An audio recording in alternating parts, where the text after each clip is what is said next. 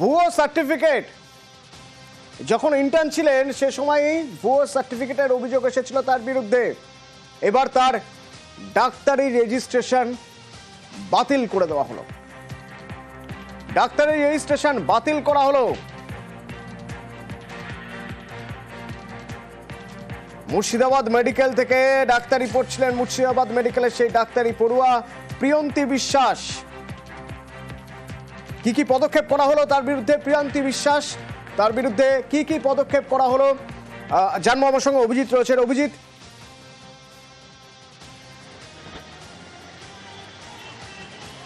অতনু, এর আগে আমরা দেখেছিলাম ডায়মন্ড হারবার মেডিকেল কলেজে পরমব্রত রায়, বাঁকুড়া সম্মিলনী মেডিকেল কলেজ জুহি কোলে, আর এবার তাতে সংযোজন হলো প্রিয়ন্তী বিশ্বাস। মুর্শিদাবাদ মেডিকেল কলেজে ভুয়ো জাল শিডিউল কাস্ট অর্থাৎ এসসি সার্টিফিকেট দিয়ে সে এমবিবিএস এ ভর্তি হয়েছিল, আর একদম ফাইনাল ইয়ারে চলাকালীন, ইন্টার্নশিপ চলাকালীন, এখন তিনি হাউস স্টাফ, সেই সময় তার বিরুদ্ধে অভিযোগ ওঠে এবং সেই অভিযোগ রাজ্যের স্বাস্থ্য শিক্ষা অধিকর্তার কাছে অভিযোগ যায়, রাজ্য মেডিকেল কাউন্সিলের কাছে অভিযোগ যায়, আর কলেজ কর্তৃপক্ষের কাছে অভিযোগ হয়।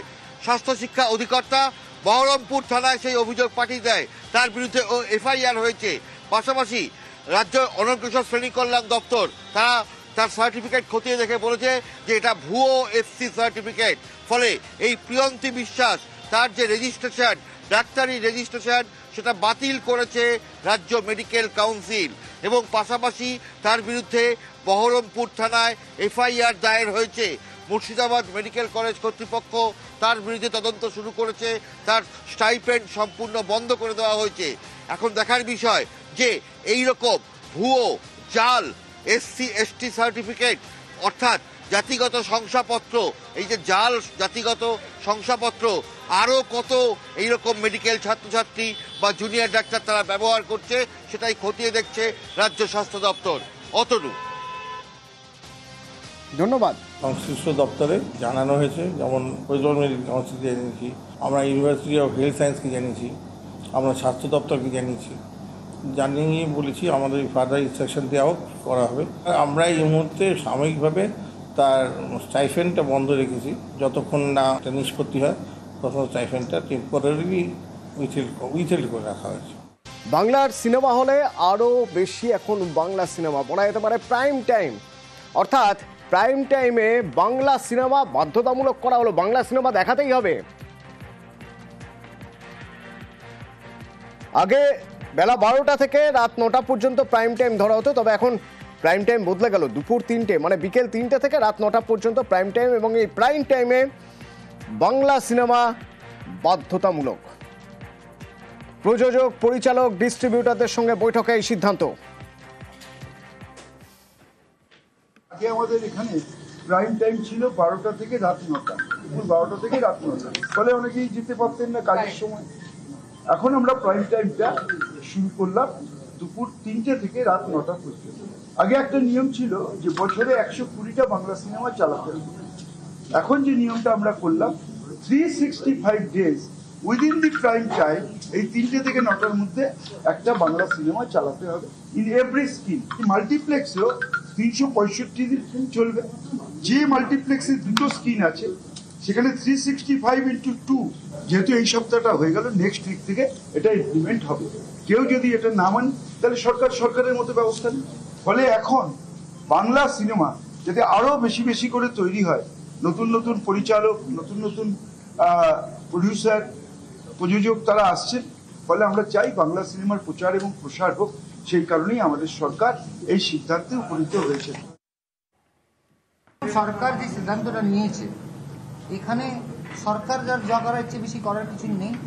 আমাদের রেসপন্সিবিলিটি বেড়ে গেছে যে আমরা আরো কত ভালো ছবি, বড় ছবি, নতুন ছবি বানাতে পারবো। এরপরে responsibility lies on the industry stakeholders, not on the government. We have to keep that responsibility and make better film. That's the most important thing. Supreme কোর্টে এসআইআর মামলায় পশ্চিমবঙ্গের প্রসঙ্গ আপনাদেরকে জানাবো। রাজ্যে এসআইআর হচ্ছেই। 8ই আগস্ট রাজ্যকে চিঠি কমিশনের। সুপ্রিম কোর্টে জানালেন রাজ্যের আইনজীবী। আরো একবার আপনাদের জানাবো, সুপ্রিম কোর্টে জানালেন রাজ্যের আইনজীবী। অর্ণব প্রতিনিধি আমাদের সঙ্গে রয়েছেন। অর্ণব,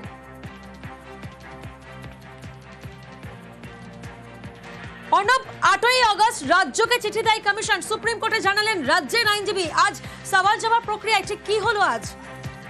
দেখো, বিহার নিয়ে একাধিক আবেদন রয়েছে, সেই আবেদনগুলির শুনানি চলছে। সেই শুনানির মধ্যেই 5 জন ভোটার নির্দিষ্ট করে তারা যে মামলা করেছিলেন, সেই মামলার আইনজীবী গোপাল শঙ্করায়ন তিনি যখন মামলা সওয়াল করতে ওঠেন, কার্যত প্রায় দ্বিতীয়ার্ধের পুরোটাই তিনি সওয়াল করেছেন কিছুক্ষণ আগে পর্যন্ত, এবং সেখানেই তিনি বলেন তিনি বিহারের এই মামলার পাশাপাশি পশ্চিমবঙ্গ সরকারের হয়েও মামলা করবেন, পশ্চিমবঙ্গের মামলারও তিনি শুনানি করবেন। তখনই বিচারপতি প্রিজাইডিং জজ বিচারপতি সূর্যকান্ত জানতে তিনি বলেন যে বেঙ্গলে বা বাংলায় পশ্চিমবাংলা তো এখনো এসআইআর হয়নি, তাহলে আপনি পশ্চিমবাংলা নিয়ে এসআইআর এর কথা বলছেন কেন?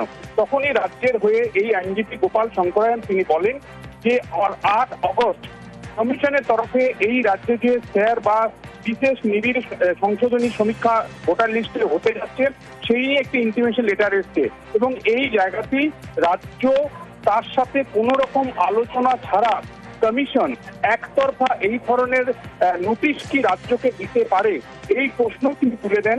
এরপরই সুপ্রিম কোর্ট জানায় যেহেতু বাংলা সরাসরি এখনো স্যারের কোনো প্রভাব সেই অর্থে নেই, বিহার নেই, তারা কনসেন্ট্রেট করতে চান, এবং বিহারের এই মামলা শুনানির পরে হয়তো বাংলার মামলা যদি আসে সেক্ষেত্রে শুনানি করবেন। কাজে বিহারের ওপরই এই মুহূর্তে সুপ্রিম কোর্টের পুরো নজর রয়েছে, এবং বিহারের এই স্যার নিয়ে যে ফয়সালা সুপ্রিম কোর্ট থেকে আসছে সম্ভবত আগামী দিনে সেটা সর্বত্র সেটাই প্রযোজ্য হবে।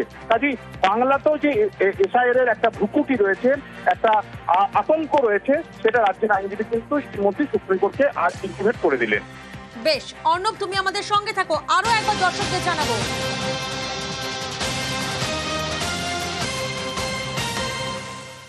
সুপ্রিম কোর্টে জানালেন রাজ্যের আইনজীবী, 8ই আগস্ট রাজ্যকে চিঠি কমিশনের। সুপ্রিম কোর্টে সওয়াল রাজ্যের আইনজীবী, রাজ্যে এসআইআর হচ্ছে, 8ই আগস্ট রাজ্যকে চিঠি দেয় কমিশন। অর্ণব আমাদের সঙ্গে রয়েছেন। অর্ণব, যেমনটা তুমি বলছিলে যে সুপ্রিম কোর্টের তরফ থেকে বলা হয়েছে যে বিহারের এসআইআর মামলায় এখন শোনা হচ্ছে, ফোকাস করা হচ্ছে, এবং তারপর সুপ্রিম কোর্টের সওয়াল রাজ্যের আইনজীবী। একেবারে তাই। দেখো, যেহেতু বিহারটা এই মুহূর্তে কার্যত শুনানির মধ্য ভবনে রয়েছে, এর মধ্যে শীর্ষ আদালত দুই বিচারপতি সূর্যকান্ত এবং বিচারপতি জয়মাল্য বাগচি তারা খুঁটিয়ে দুটো বিষয় এই এসআইআর পরিষ্কারভাবে সুপ্রিম কোর্ট জানায়, একদিকে কনস্টিটিউশনাল রাইট অর্থাৎ সাংবিধানিক অধিকার, আর অন্যদিকে কনস্টিটিউশনাল এনটাইটেলমেন্ট। এই দুইয়ের যে দৈবত বা লড়াই, সেটাই হচ্ছে এই স্যারের মামলার মূল নির্যাস বলে জানান বিচারপতি জয়মাল্য বাগচি। এবং এই কনস্টিটিউশনাল এনটাইটেলমেন্ট বা কনস্টিটিউশনাল রাইটের মধ্যে এই যে ধারা কোনো কিছু রয়েছে কিনা সেটাই খুঁজে বার করার চেষ্টা, কিন্তু সেখানে পশ্চিমবঙ্গের প্রসঙ্গ আজ দ্বিতীয়ার্ধে চলে আসে, যেখানে সরাসরি রাজ্যকে একটি নোটিশ ইন্টিমেশন করেছে কমিশন, এবং সেটা রাজ্যের সঙ্গে আলোচনা ছাড়া এই বিষয়টা কিন্তু রাজ্যের তরফে আইনজীবী গোপাল শঙ্করায়ন সুপ্রিম কোর্টের দৃষ্টি আকর্ষণ করে বুঝিয়ে দিতে পেরেছে। বেশ।